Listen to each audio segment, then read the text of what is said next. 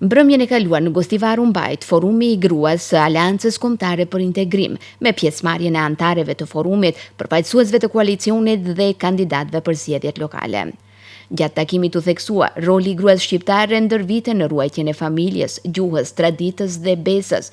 U theksua nevoja për unitet dhe bashkëpunim dhe u vu në dukje se ky proces zgjedhor shihet si një moment i rëndësishëm për të kërkuar dhe realizuar barazi të plot mes qytetarëve shqiptar dhe atyre maqedonas. Çdo hap i bashkuar është garanci për fitoren tonë të madhe.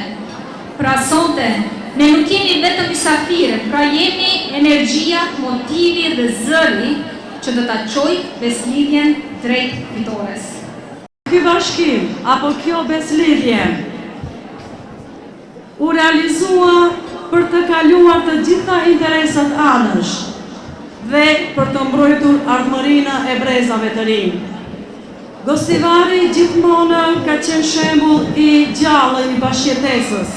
E bashkimi kombëtar nuk është thjesht një ëndër. Është një amanet i gjakut dhe i sakrificave. E kush më mirë se gruaja mund ta mbajë gjallë këtë amanet. Them se sot e kemi nis referendumin, e kemi nis fitore, e kemi nis luftën e fundit besoj në Maqedoni, me të cilën do të kërkojmë marrëveshje të re midis shqiptarëve dhe maqedonasve. Aty ku ne do të tregojmë se jemi autokton. Kam qenë dhe vazhdoj të ngelen i ftare e mendimit se ne si shqiptar të ndarë jemi pak. Të ndarë jemi pre e politikave antikombëtare, politikave kundër marrëveshjes së Ohrit dhe të drejtave që burojnë nga marrëveshja e Ohrit. Ne kemi shembuj të shumë të panumërta ku një grua shqiptare ka ditë të bjerë, po ka ditë dhe të ngritet, dhe atë e mbi forcën e vetë. Dhe kush më mirë se gratë e Gostivarit e kanë treguar këtë gjë. Kandidati për kryetar komune Valbon Limani në fjalën e tij vlerësoi kontributin e grave duke theksuar se pjesëmarrja e tyre në këtë aktivitet siguron fitore që në raund të parë. Nëse kërkon vetëm fjalë, pyet një burr. Nëse kërkon vepra, atëherë pyet një femër. E ku ka vepër më të madhe dhe më madhështore se prezenca e juaj sonte këtu, prezencë e cila pa dyshim më ndjall një ndjenjë posaçme dhe më siguron se ne më 19 tetor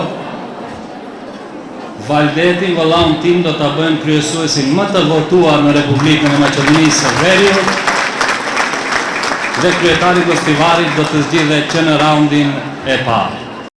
Ndërkaq bartësi i listës së këshilltarëve Valdet Xhaferi theksoi se shkaku i unifikimit të shqiptarëve duhet të përçohet në çdo derë, sepse këto zgjedhje, tha ai, janë si një lloj referendumi për të ardhmen politike të shqiptarëve. Udhëhecit tanë kanë shtrirë dorën e bashkimit, të unifikimit, e të forcimit të shqiptarëve në përgjithësi. Ju lusim që deri me 19 tetor të trokasim bashkarisht në çdo derë dhe që të sqarojmë e bisedojmë me të gjithë gostivarasit cili është qëllimi ynë dhe pse këto zgjedhje kanë formën e referendumit. Dhe kryetari i shtabit politik të BDI-s Talat Xhaferi deklaroi se fushata nuk është fokusuar tek oponentët shqiptar, por tek kundërshtimi i politikave të qeverisë aktuale, të cilat i cilësoi si shoviniste.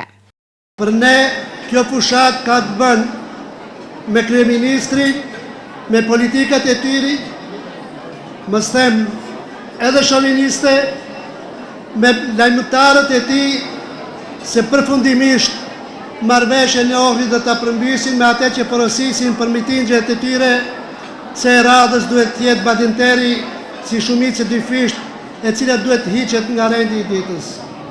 Edhe nga këtu e përsëris. Pa një vot të deputetit shqiptar në parlament nuk mund të arrihet ai qëllimi i tyre. E kryetari i Aleancës për Shqiptarët Arben Taravari tha se ky bashkim politik ka si qëllim rritjen e fuqisë politike të shqiptarëve. Ai u bëri thirrje qytetarëve që të mos e shpërndajnë votën, por të tregojnë se ku qëndron legitimiteti politik. Shqiptari rëndom i mirë e don bashkimin dhe e përshëndet këtë bashkim. Herën e parë ndodh pas 24 viteve që forcat politike kryesore shqiptare të jenë bashkë, me një mision për bashkët që shqiptarët përsëri të faktorizohen dhe të jenë elementi rëndësishëm në qeveritë e ardhshme të cilat do të formohen. Nga Alianca Kombëtare për Integrim përsëritën sigurinë për fitore që në raund të parë në më shumë komuna të vendit.